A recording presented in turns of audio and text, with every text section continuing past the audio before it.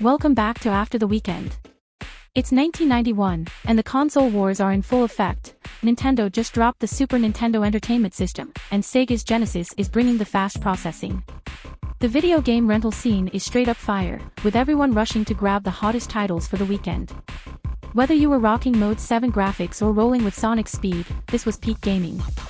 So, slap on a slab bracelet, toss some bagel bites in the microwave, and let's count down the top 5 video game rentals of 1991. Stick around for some bonus facts, including how video games were blowing up in pop culture. Amateurs rented games from Blockbuster 5 days straight. Are you game enough? Blockbuster has more copies of new releases than ever before.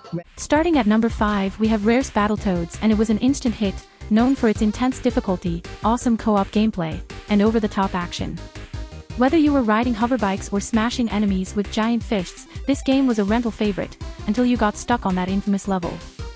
Speeding in at number 4 is one of the SNES launch titles that showcased the power of Mode 7 graphics. F-Zero brought high-speed futuristic racing to the home console scene.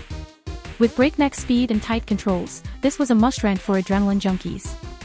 At number 3 is a unique blend of city-building simulation and side-scrolling action made ActRaiser one of the most talked-about and rented SNES titles. Players were hooked on controlling the almighty deity to battle evil and guide civilization's growth.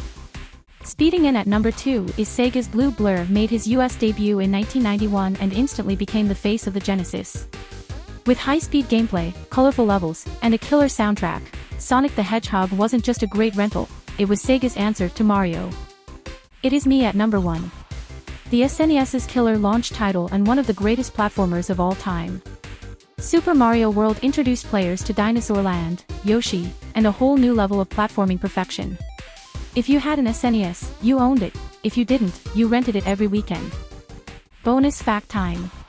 Fact number 1, the Wizard had already introduced audiences to the power of the NES, but by 1991, Hollywood was gearing up for even more gaming-inspired movies and TV shows. Sega even had its own Sonic the Hedgehog animated series on the way.